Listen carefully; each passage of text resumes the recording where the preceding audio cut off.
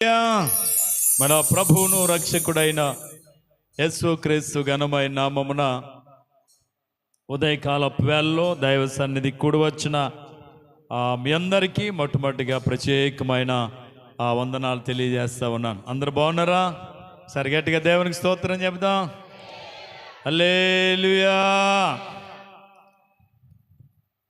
ఇంతవరకు ఆల్రెడీ వాక్యం చెప్పబడ్డది. దేవుని సన్నిధిలో ఆత్మ ఫలములు ఏమనగా అని ఉంటుంది. శరీర కార్యములు స్పష్టమై ఉన్నవి. శరీర కార్యాలు ఎన్నండి? 15. ఆత్మ ఫలాలు ఎన్ని? 9. ఈ ఆత్మ ఫలాలు తక్కువ అనుకుంటున్నాం, కానీ ఏదైనా సరే ఎక్కువ అన్నదానికి ప్రాధాన్యత ఇస్తారు కదా. అందుకే తక్కువని పక్కనెట్టి ఎక్కువ దాని వైపు ఏమవుతున్నాం, మనం పొరుగులెడుతున్నాం. 15 కదా ఏకంగా. ఎవరిచ్చేయి? సైతాన్ మన కొరకు సిద్ధపరిచిన ఎన్ని? 15. ఇప్పుడు ఎవరైనా సరే ఎక్కువ ఇస్తానంటేనే దానికి ఏమిస్తారో ప్రయారిటీ ఇస్తాం. కాబట్టి ఇప్పుడు అందరూ లోకమంతా మనుషులంతా దేనికి ప్రయారిటీ? 15 శరీర కార్యాలకే ప్రయారిటీ ఇస్తున్నారు. ఆత్మ ఫలాలకు ఏమి ఇవ్వలేకపోతున్నారు? చోటు ఇవ్వలేకపోతున్నారు. కానీ చివరికి నిలిచేది దేవుని రాజ్యంలో మనకి ప్రతిఫలం ఇచ్చే ఫలాలు ఏంటి అని అంటే ఆత్మ ఫలములు మాత్రమే. గట్టిగా దేవునికి స్తోత్రం చెప్దాం. ఎవడైతే ఎన్ని ఆత్మ ఫలాలు ఫలిస్తాడో ఆ ఫలాలన్నిటికీ ప్రతిఫలం ఎక్కడ పొందుకుంటాం తెలుసా? దేవుని రాజ్యంలో. కాబట్టి మనం ఫలించవలసింది ఏ ఫలాలో? ఆత్మ ఫలములు ఫలించాలి. ఆత్మ ఫలములు ఫలించాలి. కానీ శరీర కార్యాలకి మనం ఏమివ్వకూడదంటే చోటు ఇవ్వకూడదు. కానీ ఎక్కువ ఎటుకిస్తున్నాం మనం? శరీర కార్యాలకి చోటు ఇస్తున్నాం. ఓకే, ఇంతవరకు వివరంగా విపులంగా ప్రతి మాటను జ్ఞానం చేయగా మీరు విన్నారు. నేను వాటి జోలికి వెళ్ళట్లేదు, కానీ దేవుని సన్నిధిలో మనం ప్రతి వారం ఒక కీర్తన జ్ఞానిస్తూ వచ్చాం. చివరి కీర్తన 150వ కీర్తన. ఒక కీర్తనలో కొన్ని మాటలు చాలా త్వరగా నేను ముగిస్తాను, ఎందుకంటే కొంచెం నేను లేటు. కారణం ఏంటంటే వర్షం ఉదయం నుంచి, తర్వాత రోడ్లన్నీ కూడా ఇక్కడి నుంచి అంత లెక్క జారిపోతున్నాం. బండి తారు రోడ్డు అలాగే ఉంది, కంకర రోడ్డు అలాగే ఉంది, సిమెంట్ రోడ్డు అలాగే ఉంది. భయమేస్తుంది, బళ్ళు జారిపోతున్నాం. అయినా కానీ దేవుని కృపను బట్టి సమయానికి రావాలని చాలా ప్రయత్నం. కానీ ఈరోజు పెదపూల్లో ఇసుకపూల్లో కూడా ప్రభు బల్ల ఆరాధన ఉంటుంది మొదటి వారం. కాబట్టి ఉదయం నుంచి 2 ఆరాధనలు చేయటం కొంచెం లేటు, అంతే తప్ప వేరే కాదు. అయినప్పటికీ నేను ఎక్కువ సమయానికే, చాలా మట్టుకి అనుకున్న సమయానికే రాగలిగాను. కొంచెంసేపు దేవుని యొక్క వాక్యాన్ని త్వరగానే మనం ముగించుకుందాం. దేవుని సన్నిధానంలో గత కీర్తన భాగంలో ఒక మంచి మాట నేర్చుకున్నాం. భక్తులు కూడుకునే సమాజంలో ఏం చేయాలనుకున్నాం చెప్పాలా? మొన్నటి 149వ కీర్తన మనం జ్ఞానం చేసాం. భక్తులు కూడుకునే సమాజంలో మనం ఏం చేయాలని నేర్చుకున్నాం. ఏం చేయాలా? ఒక కొత్త కీర్తన పాడి ప్రభును మనం ఏం చేయాలనుకున్నామంటే స్తుతించాలి. ఎక్కడ? ఆయన సన్నిధిలో. ఆయన సన్నిధిలో. ఎంతమంది కొత్త పాటలు పాడారు ఈ వారం? ఎవరైనా కొత్తగా ఒక కొత్త గీతాన్ని పాడారా? ఒక జ్యోతి అక్కడ ఎత్తింది చెయ్య. ఇంకా మన వాళ్ళన్నీ వచ్చినాయే పాడారా? అంటే మనం వినేవారుగా ఉండకూడదు. ఈ వారం ఏ వాక్యం చెప్పబడదో దాని మీద మనం ప్రయత్నం చేయాలి. అది వాక్యం వినటం, వాక్యానుసారంగా గైకొనటం. మరి వారం రోజులు 6 రోజులు టైం ఉంది. ఒక కొత్త గీతాన్ని నేర్చుకోండి, మందిరంలో ఏం చేయండి, పాడండి అని చెప్పాను.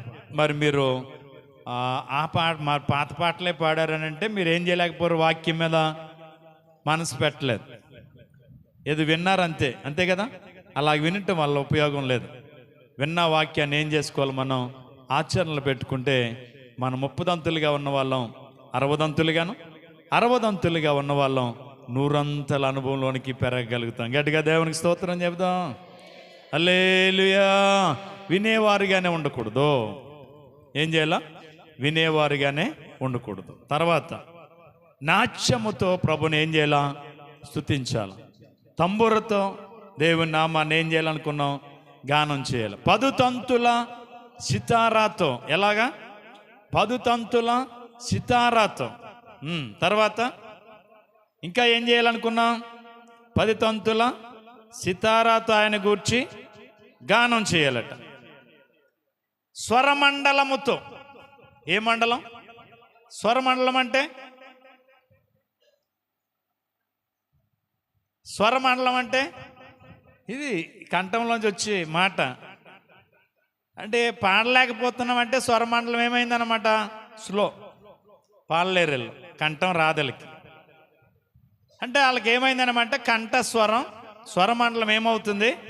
తెరవబడలేదు. కానీ స్వరమండలం ఎక్కువ తెరవబడాలంటే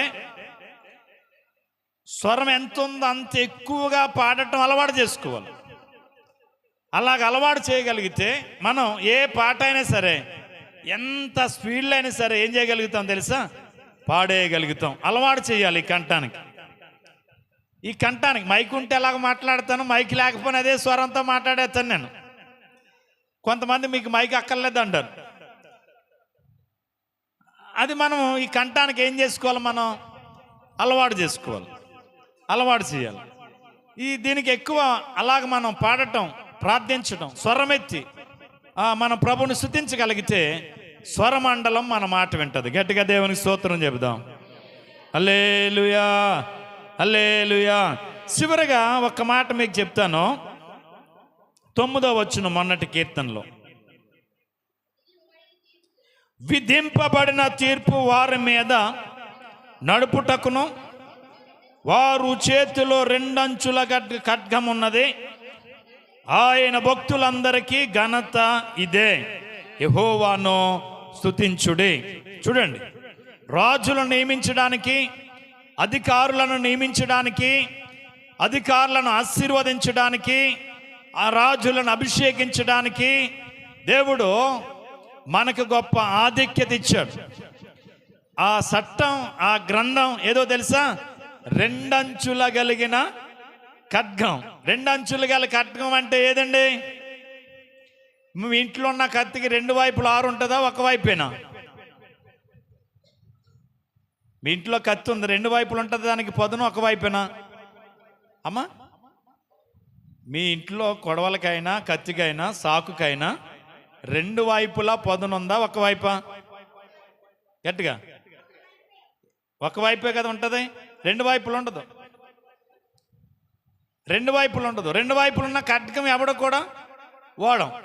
కానీ 2 అంచుల గల ఖడ్గం అంటే ఏది ఏమండి? 2 అంచులు గల ఖడ్గం అంటే ఏది? పరిశుద్ధ గ్రంథం. రాజులను అభిషేకించడానికి, కట్టడలను నియమించడానికి దేవుడిచ్చినది ఏంటో తెలుసా? విధింపబడిన తీర్పు వారి మీద నడుపుటకును వారి చేతిలో 2 అంచులు కలిగిన ఖడ్గం ఉన్నది. ఆయన భక్తులందరికీ ఘనత ఇదే, యెహోవాను స్తుతించుడి. గట్టిగా దేవునికి స్తోత్రం చెప్దాం. మన చేతిలో ఉన్నటువంటి పరిశుద్ధ గ్రంథానికి పేరేంటి తెలుసా? 2 అంచులు కలిగిన ఖడ్గం. అంటే చెప్తున్నటువంటి వారిని నరుకుతుంది, వింటున్న వారికి బోధ చేస్తుంది ఈ గ్రంథం. అంటే వింటున్న వాళ్ళకే కాదు, ఇది చెప్తున్న వారిని కూడా ఏం చేస్తుంది? సరిచేయగలిగింది ఏంటో తెలుసా? పరిశుద్ధ గ్రంథం. అందుకే ఈ గ్రంథానికి 2 అంచులు కలిగిన ఖడ్గం అని పేరు. ఈ 2 అంచులు కలిగిన ఖడ్గం ఎవరి చేతులైతే ఉంటుందో, ఎవరి చేతి అయితే పట్టుకుంటారో, ఎవరి చేతి అయితే పట్టుకుని మందిరానికి వస్తారో, ఎవరి చేతి అయితే పట్టుకుని దేవుని స్తుతిస్తూ దేవుని సన్నిధికి వెళ్తారో, వాళ్ళకి ఏం కలుగుద్దంట తెలుసా? ఘనత కలుగుద్దంట. గట్టిగా దేవునికి స్తోత్రం చెబుదాం. ఒకవేళ నువ్వు గనుడు కాకపోవచ్చు, గొప్పదానివి కాకపోవచ్చు, కానీ నీకు ఘనత తెచ్చేది ఏంటో తెలుసా? నిన్ను గణపరిచేది ఏంటో తెలుసా? ఈ పరిశుద్ధ గ్రంథము నీ చేతిలో ఉంటే అదేమవుతుంది? ఆయన భక్తులందరికీ ఘనత ఇదే. ఘనతనిచ్చేది ఏంటో తెలుసా? పరిశుద్ధ గ్రంథం. ఈ పరిశుద్ధ గ్రంథాన్ని ప్రతి ఒక్కరు ఏం బోనాలంట? చేత బోనాలా. పరిశుద్ధ గ్రంథాన్ని ఏం బోనాలా? ఇలా పట్టుకుని మనం వస్తుంటే, ఇది పట్టుకున్న ప్రతి ఓడికంట దీని ద్వారా ఏం కలుగుద్ది? ఘనత కలుగుద్ది అంట. గట్టిగా దేవునికి స్తోత్రం చెబుదాం. ఒకవేళ నువ్వు లోకములో ఘనమైన వాడువు కాకపోవచ్చు, ఒకవేళ ఏదైనా ఘనమైన కార్యాలు నువ్వు చేయకపోవచ్చు, కానీ నీకు ఘనతనిచ్చేది ఏంటో తెలుసా? పరిశుద్ధ గ్రంథం నీ దగ్గర ఉంటే ఆ పరిశుద్ధ గ్రంథం అంట నీకు ఘనతనిస్తుందంట. గట్టిగా దేవునికి స్తోత్రం చెబుదాం. అందుకే ఈ పరిశుద్ధ గ్రంథం గురించి పిలిపిలికి రాసిన పత్రికలో ఒక మాట ఉంటుంది. ఒక్క మాట చదివి మనం ఈరోజు వాక్యంలోకి వెళ్దాం. చూడండి.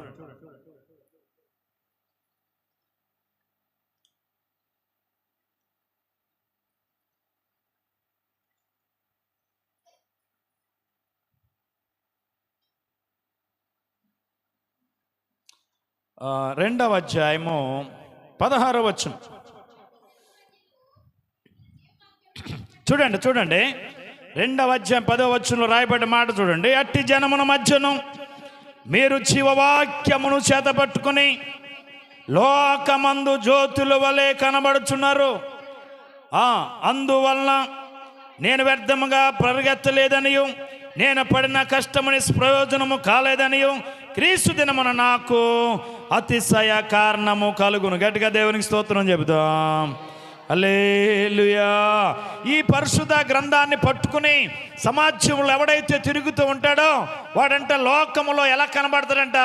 ఒక వెలుగు వలె, జ్యోతి వలె, ప్రకాశించేటువంటి దీపం వలె వాడు ప్రకాశిస్తాడట. ఈ ప్రకాశత ఎలా వస్తుంది? జీవవాక్యమును ఏం పట్టుకోవాలా? చేత పట్టుకోవాలా. ఇది పట్టుకుని వస్తాక చాలా మందికి సిగ్గు. బైబిల్ అట్టుకుని పిల్లలకి ఇచ్చేసి అట్టినట్టు గుళ్ళోకి అంటారు. వీళ్ళు అట్టుకురారో బైబిల్ ఏం చేయాలి తెలుసా? మనం చేత పట్టుకుని రావాలా. బైబిల్ గుండెకి అత్తుకుని మనం రావాలా.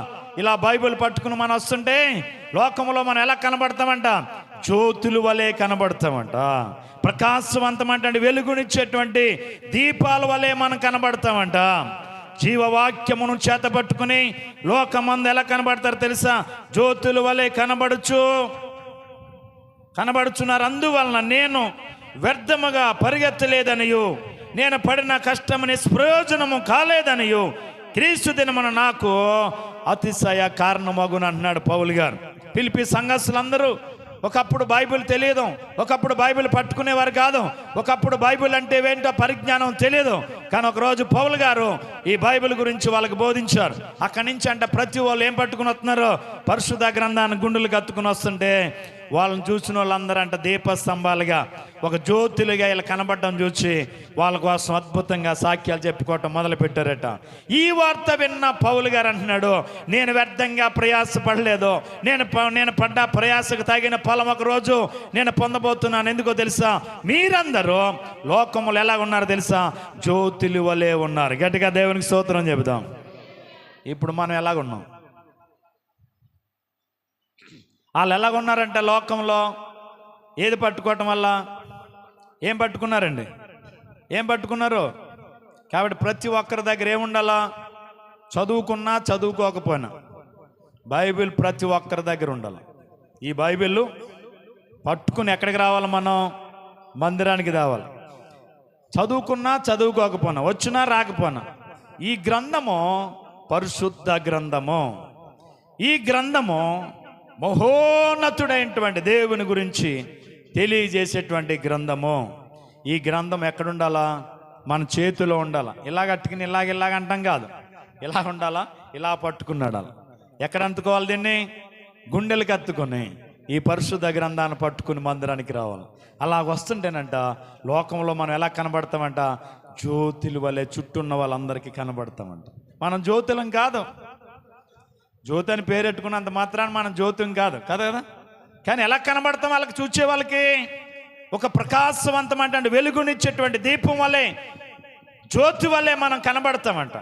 అంతేకాదు, మనం ముందు చదువుకున్నాం కీర్తనలో, పరిశుద్ధ గ్రంథము చేత ఉండుట ద్వారా భక్తులందరికీ ఏం కలుగుద్ది? ఘనత. ఈ పరిశుద్ధ గ్రంథం మన చేత ఉంటే, మన చేతిలో ఉంటే, ఇది పట్టుకుని మనం వస్తుంటే మనకేం కలుగుద్ది తెలుసా? ఘనత కలుగుద్ది. గట్టిగా దేవునికి స్తోత్రం చెబుదాం. హల్లెలూయా. దేవుని సన్నిధానములో వాక్యాన్ని మనం విని విడిచిపెట్టడం కాదు.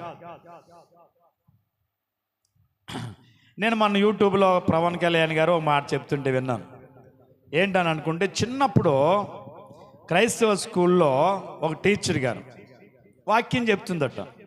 ఏం వాక్యం చెప్పింది అని అంటే, తన్ను తాను ఎవడైతే తగ్గించుకుంటాడో వాడిని దేవుడు ఏం చేస్తాడని చెప్పారంట, హెచ్చించునని చెప్పారట. అది చిన్నప్పుడు పిల్లోడిగా ఉన్నప్పుడు మిషనరీ స్కూల్లో చెప్పిన టీచర్ గారు చెప్పినటువంటి మాట. దాన్ని ఎలాగ ఆయన అనుకరించుకున్నాడంటే, మన ఎలక్షన్లో 60 సీట్లు నేను పోటీ చేయాలనుకున్నాను. వద్దొద్దు 60 అయితే నెగ్గలేను అనుకుని మళ్ళీ 50 అన్నాను. 50 వద్దు, 30 అన్నాను. 30 వద్దు, 25 ఇమ్మన్నాను. 25 వద్దు, 24 ఇమ్మన్నాను. 24 కూడా వద్దు, 21 ఇమ్మన్నాను. నన్ను నేను అలా తగ్గించుకుంటూ వచ్చాను. దేవుడు నన్ను హెచ్చించాడని చెప్తున్నాడు. ఎంత గొప్ప మాట బైబిల్లో మాట అని చెప్తుంటే నాకు ఆశ్చర్యం అనిపించింది. ఏ మాట చెప్తున్నాడు ఆయన? బైబిల్లో రాయబడ్డది. ఒక బైబిల్ మాట ఏంటో తెలుసా?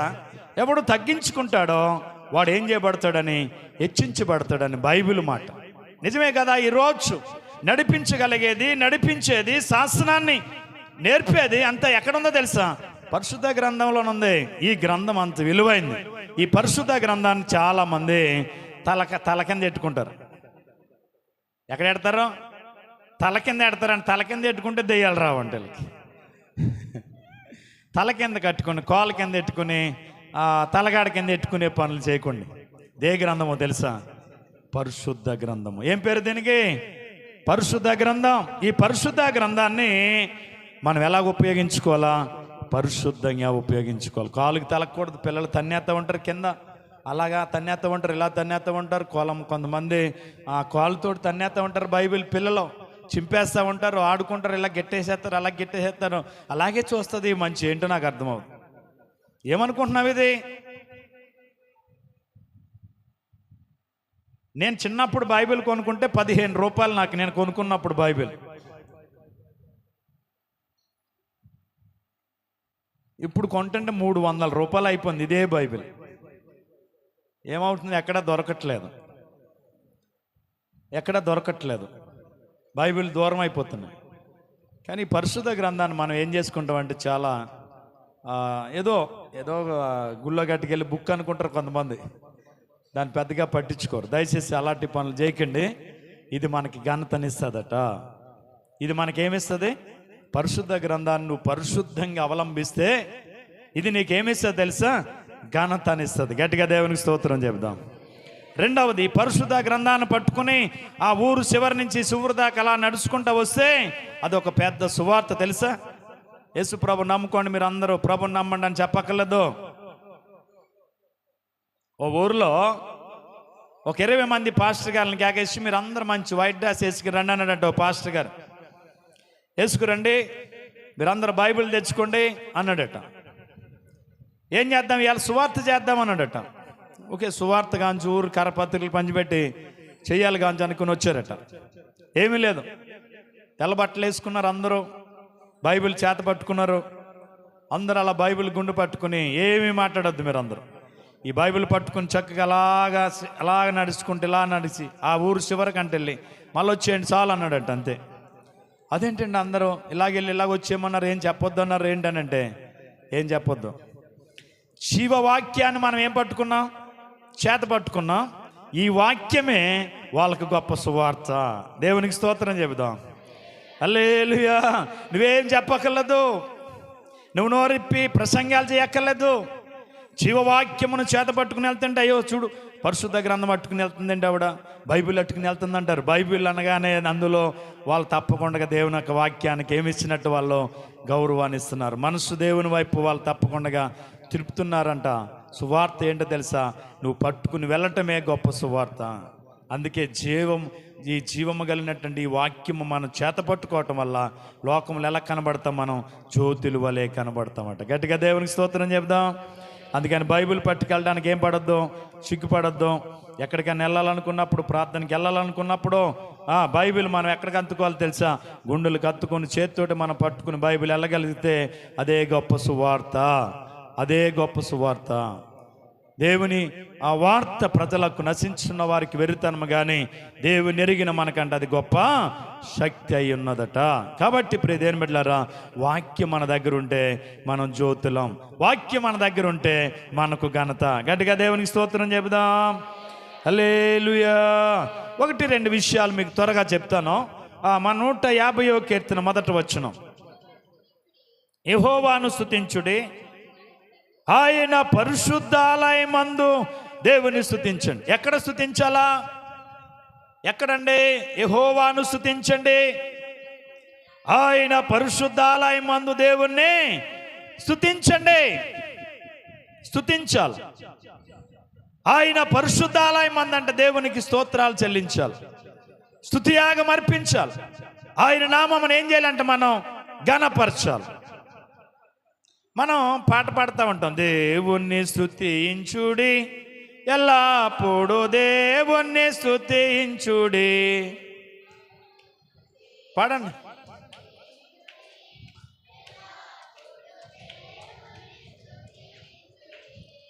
ఆయన పరిశుద్ధాలయమందు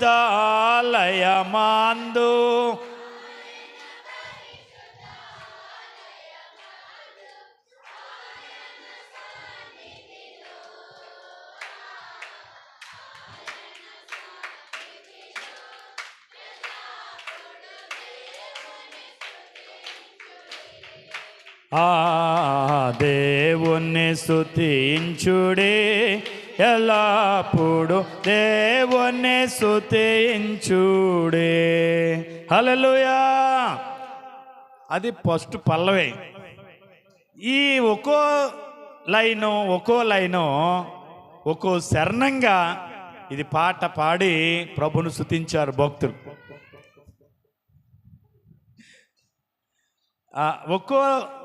ఒక్కో వచనం ఒక్కో చరణం. ఆయన పరిశుద్ధాలయమందు ఆయన స్తుతించాలట. ఎలాగ స్తుతించాలో ఒక్కొక్క వచనాన్ని మనం జ్ఞాపకం చేసుకుందాం. చూడండి, ఆయన పరిశుద్ధాలయమందు దేవుణ్ణి స్తుతించుడే. 49వ కీర్తన మొదటి వచనం, 49వ కీర్తన మొదటి వచనం, సర్వజనులారా ఆలకించుడి, సామాన్యులేమి, సామంతులేమి, ధనికులేమి, దరిద్రులేమి, లోక నివాసులారా మీరందరూ ఏకముగా కూడి ఆయనను స్తుతించుడి. ఇక్కడ సర్వజనులకు ఒక పిలుపు ఏంటో తెలుసా? సామాన్యులేమి, సామంతులేమి, ధనికులేమి, దరిద్రులేమి, లోక నివాసులారా మీరందరూ కూడా మందిరంకి వచ్చేటప్పుడు కులానికి కానీ, ధనానికి కానీ, బలానికి కానీ ఏ విధమైనటువంటి తారతమ్యాలు లేవు. దేవుని ఆరాధించడానికి ఏ కులంతో సంబంధం లేదు. ధనికుడని, దరిద్రుడని, పేదోడని, ఇంకొకడని భేదం లేదు. దేవుని దృష్టిలో అందరూ సమానమే, అందరూ ఒకటి అంటున్నాడు. కానీ కొన్ని చోట్ల భేదాలు చూపిస్తున్నారు. ఆరాధించడానికి భేదాలు, మందిరానికి వెళ్ళటానికి భేదం. వాళ్ళ మధ్యగా అయ్య బాబోయ్ నేను వెళ్ళకూడదు అక్కడికి అంటే వాళ్ళు తక్కువ వాళ్ళు అన్నట్టుగా. చాలామంది ఏం చూపుతున్నారంటే భేదాలు చూపుతున్నారు అని అంటే వాళ్ళ వాక్యం లేదు, వాళ్ళ దేవుని మారు మనసు పొందిన వాళ్ళు కాదు. ఇక్కడ చెప్పబడేది ఏంటి తెలుసా? సామాన్యులేమి, సామంతులేమి, ధనికులేమి, దరిద్రులేమి, లోక నివాసులారా మీరు అందరూ ఏకముగా కూడండి అన్నాడు. ఇక్కడ ఏమైనా భేదాలు చూపించలేదు. మందిరంలో దేవుడు ఎక్కడ భేదాలు పెట్టలేదు. మనుషులు భేదాలు పెట్టుకుంటున్నారు. ఈ మధ్య కులం, క్యాస్ట్ ఎక్కువ ఏళ్తా ఉంది. వాక్యం చెప్పడానికి వెళ్ళాను అనుకోండి, అక్కడ కూర్చుని కూడా ఎవడ అంటున్నాడు ఇంతకీ మన కులమేనంటావా? ఆడికి డౌట్ వచ్చేస్తుంది ఇంతకీ మనం ఎవరు అనేది. అంటే వాక్యం చెప్పేటప్పుడు కూడా వింటా ఆడు ఏమనుకున్నాడు తెలుసా? ఈ వాక్యం చెప్పడానికి వచ్చినట్టు ఈయన ఇంతకీ మన కులం అంటావా? ఈయన కులం ఏంటంటావు? చెప్తాడంటావా అన్నట్టు చూసే వాళ్ళుగా ఉంటున్నారు చాలామంది. ఈనాడు సంఘాల్లో ఏలుతున్నది ఏంటి తెలుసా? కులం. నేను అన్నాను, మా క్లాస్మేట్ ఒక కుర్రాడు హైదరాబాద్లో ఉంటాడు. ఒకరోజు వాడితో మాట్లాడవలసి వచ్చినప్పుడు, హైదరాబాద్లో ఉంటున్నాం, మరి కల్వర్ టెంపుల్కి ప్రార్థనకి వెళ్ళావా అన్నాను. వెళ్ళలేదురా అన్నాను. నేను ఈడు ఏమంటాడని చెప్పి, ఈడు కుర్రాడు పితానోడు, మీ పితానోడే సతీష్ కుమార్ అన్నాను ఏమంటాడని. పి సతీష్ కుమార్ గారు కాదని. అలాగా మావుడా, నిజమే అన్నాడు. ఇలాగీడు ఏమంటున్నాడు? మావాడే నిజమేనా అన్నాడు. నిజమన్నాను. 4 రోజులు 8 రోజులు అక్కడ ఉన్నారు. తర్వాత వెళ్ళిపోయి ఆడు చర్చిలోకి వెళ్ళి ఫోటో పెట్టి నాకు ఫోన్ చేశాడు. ఏమని వెళ్ళిపోయాడు? అయ్యో బాబు తింటారు అంటే ఏమి వెళ్తుంది? మావోడు అనేటప్పటికి వీడు కంపల్సరిగా ప్రభుని ఎరగకపోని ఎక్కడికి వెళ్ళిపోయాడు తెలుసా? ఆ చర్చికి వెళ్ళిపోయాడు. ఆ చర్చికి వెళ్ళి ఫోటో పెట్టాడు నాకు. రే నేను వెళ్ళాను రా, మావాడు భలే చెప్పాడు వాక్యం అంటున్నాడు. అయ్యో, ఆడు ఎంతకాలం అక్కడ ఉన్నా ఆడు దృష్టిలో మావోడు మావోడు అంటానే ఉంటాడు. ఇంకా అదా దేవుని దృష్టిలో మావోడు మీవోడు అనేది ఏమీ లేదు. ఇదంతా వ్యర్థమైనటువంటి ఆలోచన, వ్యర్థమైన ప్రయాస. లోకంలో ఉన్నదంతా ఇప్పుడు అదే ఉంది, అదే ఉంది, అదే ఉంది. కానీ ఒకసారి ఆలోచన చేద్దాం. సామాన్యులు అవ్వచ్చు, సామంతులు అవ్వచ్చు, ధనికులు అవ్వచ్చు, దరిద్రులు అవ్వచ్చు, లోక నివాసులారా మీరందరూ ఏకముగా కూడి ఏం చేయండి? ప్రభుని స్తుతించాలని ప్రభు సెలవిస్తున్నారు. ఎక్కడ స్తుతించాలా? దేవుని సన్నిధిలో. ఎలా స్తుతించాలా? చూడండి, ప్రభు సన్నిధిలో మనం ఏం చేయాలంటే స్తుతించాలట. 135వ కీర్తన మొదటి వచనం. 135వ కీర్తన మొదటి వచనం. త్వరగా త్వరగా.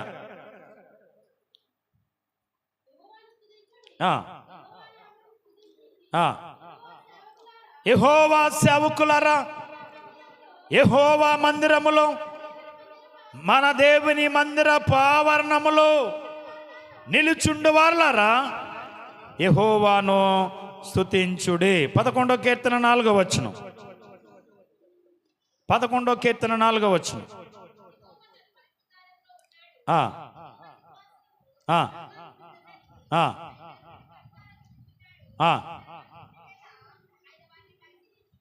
చాలు. 134 కీర్తన 2వ వచనం. మీరింటికి వెళ్ళి చదువుకోండి మళ్ళా. 134 కీర్తన 2వ వచనం. మీ పరిశుద్ధాలయపు నీ చేతులెత్తి యెహోవాను స్తుతించుడి. 68వ కీర్తన 63వ కీర్తన మొదటి వచనం. నా దేవుడవు నీవే, ఏకువునే నిన్ను వెదుకుదును, నీ బలమును నీ ప్రభావమును చూడవలనని నీ పరిశుద్ధాలయమందు నేనెంతో ఆశతో నీ తట్టు కనిపెడుచున్నాను.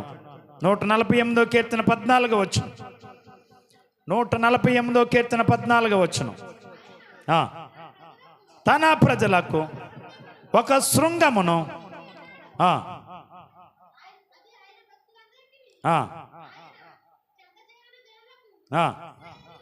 ఇశ్రాయేలీయులకును ప్రఖ్యాతికరముగానున్నదే యెహోవాను స్తుతించుడి. ఈ చెప్పినటువంటి మాటలన్నీ మందిరంలో ఎందుకు స్తుతించాలో మీకు అవగాహన కలిగించేటువంటి మాటలు నేను రిఫరెన్స్ రూపంలో మీకు చదివించాను.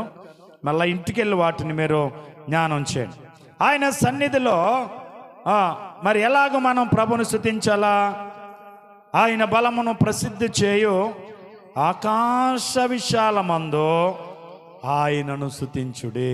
ఆయన బలమును ప్రసిద్ధి చేయు ఆకాశ విశాలమందు ఆయనను స్తుతించాలట. ఇంకా ఆయన పరాక్రమ కార్యములను బట్టి ఆయనను స్తుతించాల. చూడండి, 68వ కీర్తన 34వ వచనం. 68వ కీర్తన 34వ వచనం. మహోన్నతుడైన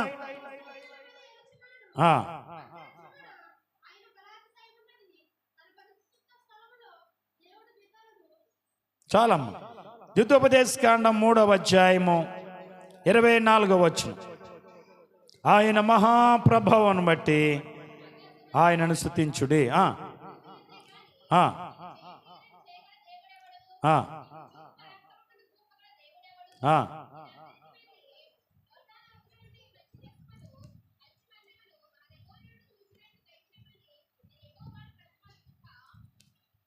చాలమ్మా, చూడండి, నీవు చేసినటువంటి పరాక్రమ కార్యములు చేయగలిగిన వాడెవడు? ఎవడండి ప్రపంచ దేశంలో ఒక సముద్రమును 6 నేలగా చేశాడు? మరొక చోట ఎలా జరిగింది, యెహోవా దేవుడు కాదు ఫలానా ఆయన చేశాడని ఇప్పుడు వరకు చెప్పగలిగిన చరిత్ర అనేది ఏదైనా ఉందా అంటే అసలు ఎక్కడా లేనే లేదు. అది ఎన్నడూ జరగదు. ఎవరు చేశారు? అది దేవుడైన యెహోవా తప్ప అది ఎవరి వల్ల కాదు. రెండవది, ఆకాశము నుండి అగ్ని దింపి తాను దహించినటువంటి వధించినటువంటి దహన బలిని దహించి మళ్ళా వెళ్ళిపోమని ప్రార్థన చేసినప్పుడు ఏలియా ప్రార్థన చేయగా అగ్ని దిగి దహించి వెళ్ళినట్లుగా ఇంకా ఏ దేవుడైనా అలాంటి కార్యము చేశాడా అనంటే ఇప్పుడు వరకు చరిత్రలో ఎక్కడా చేయలేదు, ఇక ఎన్నడు ఎవడనో చెయ్యడు. అది గొప్ప దేవుడు, ఆయన ఒక్కడే చేయగలిగిన ఉన్నాడు. ఆకాశము నుండి మన్నాను కురిపించగలిగిన వాడు ఎవరంటే ఆయన ఒక్కడే. ఆయన బండలో నుండి నీళ్ళు ఇచ్చాడు. ఇప్పుడు వరకు ఒక బండలో నుంచి నీళ్ళు ఇచ్చినటువంటి ప్రభుత్వం కానీ ఎవడైనా నాయకుడు ఉన్నాడంటే బండ తాగలిందంటే నీళ్ళు తాగలదు, పైపేసి వాడు ఇంకేయడు. అక్కడ బండలోంచి నీళ్ళు రావు, మళ్ళా వేరే చోట బోరేయాల. కానీ మనం ఆరాధిస్తున్నటువంటి దేవుడు ఒక బండలో నుండి ఏమిచ్చాడో తెలుసా? నీళ్ళిచ్చిన దేవుడు. ఆయనకంటే పరాక్రమ కలిగిన వాడు, గొప్ప కార్యాలు చేయగలిగిన వాడు ఇప్పుడు వరకు ఇంకొకడు అవడు లేడు, ఇక ఎన్నడూ ఉండబోడు. గట్టిగా దేవునికి స్తోత్రం చెబుదాం. హల్లెలూయా. పరలోకం నుండి మన్నాను కురిపించాడట, వాళ్ళ ఆకలి తీర్చాడట. ఉదయం, మధ్యాహ్నం, సాయంత్రం అంట మన్నాను కురిపించి ఇశ్రాయేలు ప్రజలను పోషించాడట దేవుడు. తూర్పు గాలి, ఉత్తరం గాలి, పడమట గాలి, దక్షిణ గాలిని బంధించి ఒకే చోటకి ఇశ్రాయేలు ఉన్న గుడారాల దగ్గరికి విసిరజేసేలాగా ఆజ్ఞాపించాడండి. గాలికి పూరేళ్ళన్నీ వచ్చి పడిపోయాయి. ఇశ్రాయేల్ అందరూ మాంసం సమృద్ధిగా తృప్తిగా తినగలిగే అన్ని పూరేళ్ళు వచ్చి పడ్డాయట. అలాంటి కార్యం ఇప్పుడు వరకు చేయగలిగిన వాడు ఎవడైనా ఉన్నాడు అని అంటే అది దేవుడైన యెహోవా తప్ప ఇంకెవరో లేరు, ఇక ఎన్నడూ కూడా ఉండలేడు. కాబట్టి ఎందుకు మాట చెప్తున్నానంటే, ఎందుకు మనం స్తుతించాలంటే ఆయన పరాక్రమ కార్యములో చేయగలిగిన దేవుడు, అందుకు మనం దేవుణ్ణి స్తుతించాలట. స్వరమండలముతోనూ, సితారాతోనూ, తంబూరతోనూ, నాట్యముతోనూ, తంతి వాద్యములతోనూ, పిల్లల గ్రోవుతోనూ ఆయనను స్తుతించుడి. మ్రోగు తాళములతో ఆయనను స్తుతించుడి. గంభీర ధ్వని గల తాళములతో ఆయన స్తుతించుడి. సకల ప్రాణులు యెహోవాను స్తుతించుదురుగాక. యెహోవాను స్తుతించుడి. గట్టిగా దేవునికి స్తోత్రం చెబుదాం. తంబురతోనూ, సితారతోనూ, పిల్లని గ్రోవుతోనూ, గంభీర ధ్వని గల తాళములతోనూ మనం ఏం చేయాలంటే ప్రభుని స్తుతించాలట. ఒకటి సప్పలు కొట్టొద్దు అంటాడు, ఒక డ్రమ్ము కొట్టొద్దు అంటాడు, వాడు గట్టిగా పాడొద్దు అంటాడు.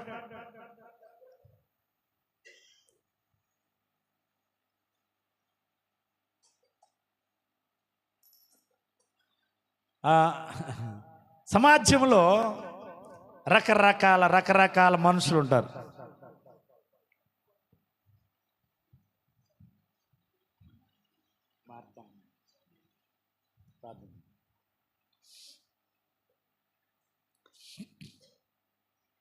రకరకాల పద్ధతుల్లో దేవుని స్తుతిస్తున్నారు. ఇక్కడ అన్ని చెప్తున్నాడు.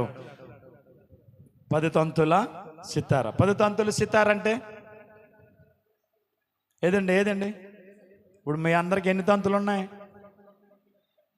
ఇది 5, ఇది 5, 2 కలిపితే 10 తంతుల సితార. స్వరమండలం అంటే నోరు గట్టిగా పాడాలి. తర్వాత గంభీర ధ్వని గల తాళాలు. ఏ ధ్వని? ఇప్పుడు ఇక్కడ మనకి అది ఉండేది కదా, జాజ్ సెట్ ఉండేది కదా, దానికి మీద తాళాలు ఉండేది. ఒకసారి టంగ్ మన కొట్టగానే ఏమొస్తుంది? పెద్ద సౌండ్ వస్తుంది. మన ఇంటికాడ మాకు చిన్నప్పుడు తాళాలు ఉండి ఇలాగా ఆయించేవారు మందిరంలో. గంభీర ధ్వని అంట. ఏమొస్తుంది? అది వాయిస్తుంటే ధ్వని వస్తుంది. ఇలాగ ప్రభుని స్తుతిస్తూ ఉంటే అపోస్తులండి ఏ ఇంటికాడ ప్రభుని స్తుతిస్తుంటే ఆ ఇంటికాడంట పక్కూరోళ్ళు అందరూ అనేవారంట, అయ్యో అక్కడికి భూమిని తల్లకిందులు చేయవాళ్ళు అక్కడికి వచ్చారు రోయ్, ఆ ఊరు వచ్చారు, వాళ్ళ ఇంటికి వచ్చారు, ఏం చేసేవాళ్ళు? భూమి తల్లకిందులంట. వాళ్ళు పాడుతుంటే ప్రభుని స్తుతిస్తుంటే భూమి ఏం చేసేదంట? కంపించేదట.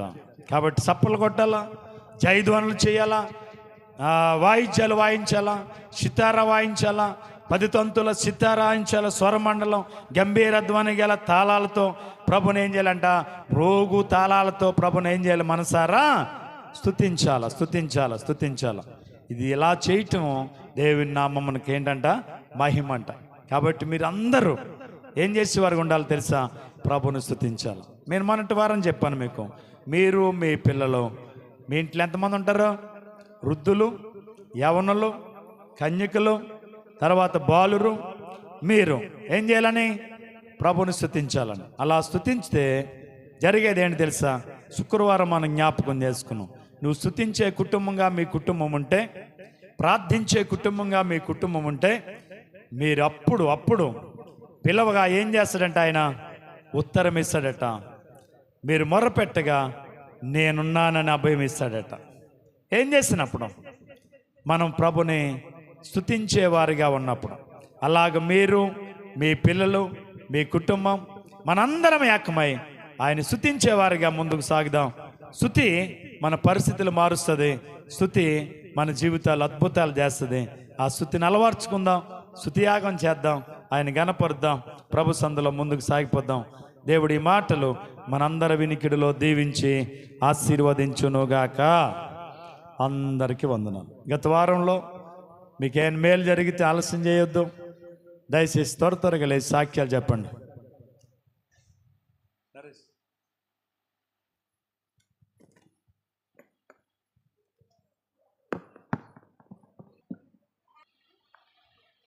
ఓకే, అందరు తలలు వంచండి, ప్రార్థన చేసుకుందాం.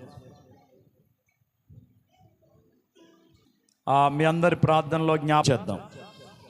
అత్యంత మిక్కిలి కృపగలిగిన మా తండ్రి, మీ పరిశుద్ధమైన ఘనమైన ఉన్నతమైన నామానికి వందనాలు. నీ ఉచితమైన మహాకృప చేత గడిచిన కాలమంతయు మమ్మల్ని కాపాడారు.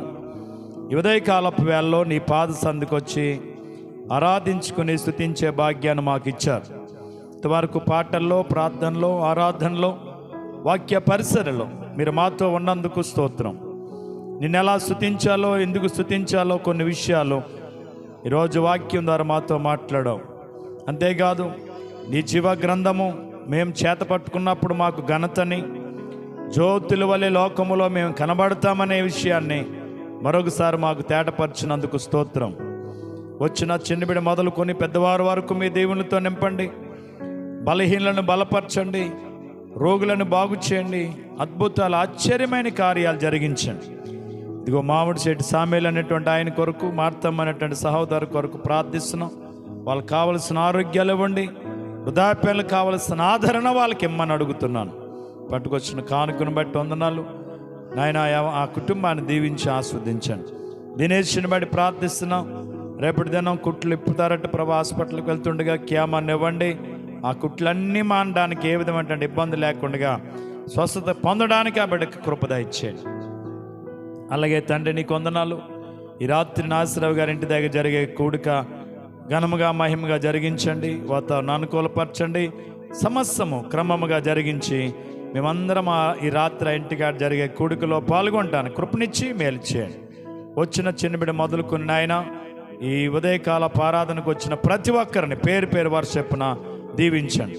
అలాగే రేపు రాత్రి మా యేసు వాళ్ళ ఇంటి దగ్గర కూడా జరిగే కూడికి కూడా ఆశీర్వాదకరంగా జరిగించండి. మేమంతా స్థలానికి వెళ్ళి ఆ కుటుంబంలో నువ్వు చేసిన మేలుని బట్టి నువ్వు స్తుతించి రావడానికి కృపనివ్వండి, మేలు చేయండి. ఇక్కడికి వచ్చిన ప్రతి ఒక్కరిని బట్టి కూడా మీకు వందనాలు చెల్లిస్తున్నాను. ఇది అడ్లంక్యం గారిని బట్టి ప్రార్థిస్తున్నాను. వృద్ధాప్యం ఉంది, ఆ తల్లికి కావలసిన ఆదరణ, ఆరోగ్యం ఇవ్వండి.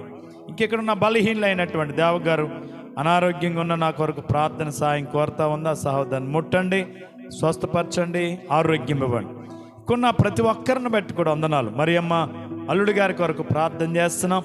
భయంకరమైనటువంటి ప్రమాదాన్ని నుంచి తప్పించి క్షేమమిచ్చిన దేవా నీకు వందనాలు. ఆ బ్రెయిన్లో ఉన్న క్లాట్ కరగడానికి కృప దయచేయండి. ఆ నరాలు మళ్ళా యథావిధిగా పనిచేయడానికి కృప దయచేయండి. కాలు చేయిని సరిచేయండి. చక్కని ఆరోగ్యం ఆయనకి ఇమ్మని అడుగుతున్నాను తండ్రి, స్తోత్రం. ఈ యొక్క సమయంలో విత్తబడిన వాక్యం ప్రతి హృదయంలో ఫలింప చేయండి. బిడ్డలు తీసుకొచ్చినటువంటి కానుకలు మీరు దీవించండి. చాలామంది పెన్షన్లు వచ్చి అందులో కానుకలు తెచ్చిన వాళ్ళు ఉన్నారు. వాళ్ళందరినీ మీరు దీవించి ఆస్వాదించండి. పిడికలు మీరు దీవించండి అయ్యా. బిడ్డలు ఏమైతే నీ సన్నిధికి తీసుకొచ్చారో వాటన్నిటిని దీవించి రెట్టింపు ఆశీర్వాదాలు బిడ్డలకి ప్రసాదించండి. గొప్ప దేవుడానికి వందనాలు. చాలామంది రాలేకపోయారు, బలహీనలై రాలేకపోతే బలపరచండి, రోగులైతే స్వస్థపరచండి. విదేశాల్లో ఉన్న మా ప్రియ సహోదరులందరినీ, వారి కుటుంబాలను మీరు దీవించి ఆశీర్వదించమని ప్రార్థిస్తున్నాను. ఈరోజు రాలేకపోయిన వారు మేము కలిసి నీ రాకడ ఆలస్యమైతే మరొకసారి మేమందరము కలిసి నిన్ను స్తుతించుకునే భాగ్యం మిమ్మని. సత్యవతి గారి గత వారంలో బలహీనులు, మనవరాలు కూడా ఎంతో బలహీనులు అయ్యారు. బలపరిచిన దేవా నీకు వందనాలు. భాగ్యవతిని అలాగే ధనలక్ష్మి గారిని జ్వరాల నుంచి విడిపించినందుకు స్తోత్రాలు.